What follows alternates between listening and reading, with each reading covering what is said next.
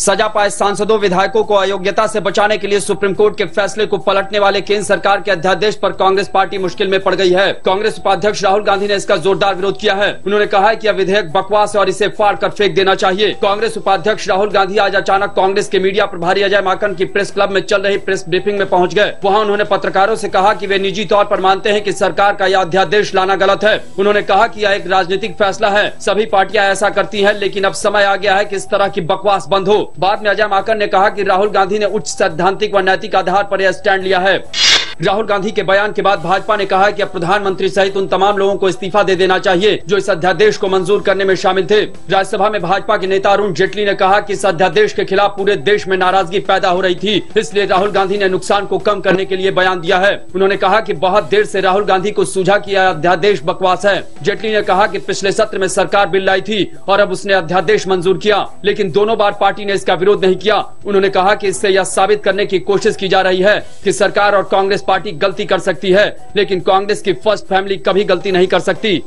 दागी नेताओं को सुप्रीम कोर्ट के फैसले से बचाने के लिए लाए गए अध्यादेश को राष्ट्रपति की मंजूरी मिल जाती है तो सुप्रीम कोर्ट इस पर रोक लगा सकती है। सुप्रीम कोर्ट के जस्टिस ए.के. पटनायक की बेंच ने इस मामले में दायर वरिष्ठ वकील एम.एल. शर्मा की याचिका पर सुनवाई करते हुए कहा कि अगर इसे मंजूरी मिल जाती है तो हम इस पर रोक लगा सकते हैं। अदालत ने शर्मा से कहा कि वे सोमवार को सुनवाई के दौरान अध्यादेश की मंजूरी के बारे में जिक्र करें।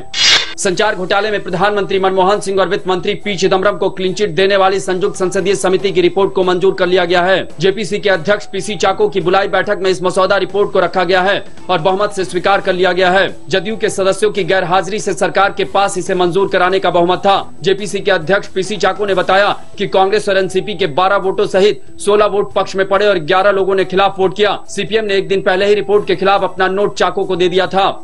सुप्रीम कोर्ट ने चुनाव सुधारों से जुड़ा एक अहम फैसला दिया है। देश की सर्वोच्च अदालत ने कहा है कि मतदाताओं के पास सभी उम्मीदवारों को खारिज करने का अधिकार है। अदालत ने चुनाव आयोग को निर्देश दिया है कि वह इलेक्ट्रॉनिक वोटिंग मशीन और मत पत्रों के आखिर में एक विकल्प यह दे कि इनमें से कोई नहीं, यानी अगर मतदाता अपने चुनाव क्षेत्र से लड़ रहे सभी उम्मीदवारों से असंतुष्ट है तो वह सभी को खारिज कर सके। चीफ जस्टिस पी सदाशिवम की बेंच ने कहा है कि नेगेटिव वोटिंग का अधिकार मिलने से लोकतंत्र में शुचिता और जीवंतता बढ़ेगी। अदालत ने कहा है कि इससे लोगों की भागीदारी भी बढ़ेगी, क्योंकि अभी बहुत से लोग इस वजह से वोट नहीं डालते हैं क्योंकि उन्हें कोई भी उम्मीदवार पसंद नहीं होता है। अदालत ने यह भी कहा है कि इससे पार्टियों पर साफ सुथरी छवि का और अच्छा उम्मीदवार उतारने का दबाव बढ़ेगा। अदालत ने मानवाधिकार संगठन People's Union for Civil Liberties की याचिका पर यह फैसला दिया है।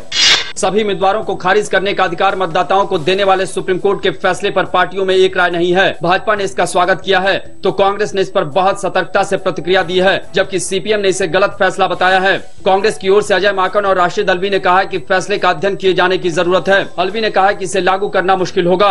दूसरी ओर भाजपा के प्रधानमंत्री पद के दावेदार नरेंद्र मोदी ने अपने ब्लॉग पर इस फैसले का स्वागत किया है। उनकी पार्टी के वरिष्ठ नेता मुख्तार अब्बास नकवी ने कहा है कि उनकी पार्टी चुनाव सुधारों का स्वागत करती है, जबकि सीपीएम के सीताराम येचुरी ने कहा है कि सुप्रीम कोर्ट का फैसला सही नहीं है। इस बारे में पहले राजनीतिक दलों की राय ली जानी चाहिए थी।